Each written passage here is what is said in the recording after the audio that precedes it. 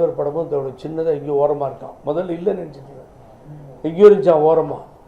இவர் படத்தை 14 ஸ்டேட்டில் ஆட்சி செய்கிற மோடி பிரதமர் மோடிஜி 14 ஸ்டேட்டு, அந்த ஸ்டேட்டு மற்றது பாண்டிச்சேரி மாதிரி டெரிட்டரி எல்லாம் கோவா இப்படி இருக்க அங்கே ஆட்சி செய்கிற பிஜேபியினுடைய தலைவர், உலகத்திலே பெரிய தலைவர், அவர் ஒரு பக்கம் கை நீட்டுறார், இவர் ஒரு பக்கம் கை நீட்டுறார்.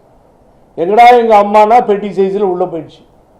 அம்மா தலைவர் படம் ஏதோ இந்த குக்கர் வச்சுருக்காங்க பாருங்கள், அந்த குக்கர் பெருசாக தெரியுது அந்த பேனரில் பின்னாடி. அவ்வளவு கேவலப்படுத்திய அந்த தலைவர்களை அவங்க மோடி சொல்கிறார், அவங்களுக்கு பிறந்தநாள் விழாலாம் நாங்கள் எடுத்தோம், எம்ஜிஆர் அம்மாலாம் சொல்கிறார்.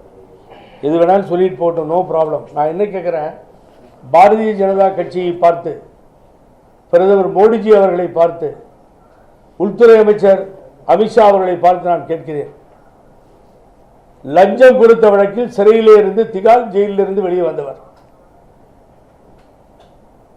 எத்தனை நாள் உள்ள இருந்தார் உங்களுக்கு தெரியுமா? எனக்கு தான் தெரியும். தங்கத்தமிழ் செல்வனை கேளுங்க சொல்லுவார். ஜெயிலிருந்து வெளியில் வர்றார், அவ்வளோ நாள் கழிச்சு வெளியில் வந்து புகழேந்தி நீங்கள் பண்ண ஆர்ப்பாட்டத்தால் தான் நான் வெளியில் வந்தேன்னு சொன்னார். அவர் சொல்லும்போது மிஸ்ஸஸும் கூட இருந்தார். அக்யூஸ்டாக இருக்கார்.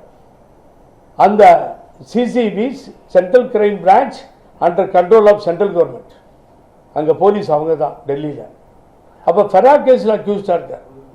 ஒரு பிரைம் மினிஸ்டர் பிரஷ்டாச்சார் ஊழலை ஒழிப்பேன்னு சொல்லி சிங்கநாதம் முழங்குகின்ற பிரதம மந்திரி மேடையில் ஏற்றி அக்யூஸ்டுகளுக்கு கை கொடுப்பாரா?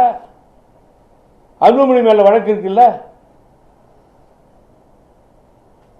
அவரை பக்கத்தில் வச்சுக்கிட்டு இவரை பக்கத்தில் வச்சுட்டு எப்படிங்க நீங்கள் ஒழிப்பீங்க சொல்லுங்க பார்ப்போம். ஊழல் எப்படி ஒழிக்க முடியும்? இது யாருமே கிடைக்கலன்றதால இது மாதிரி குற்றவாளிகள்லாம் ஏற்றி பக்கத்தில் வச்சுக்குவாரா பிரைம் மினிஸ்டர்?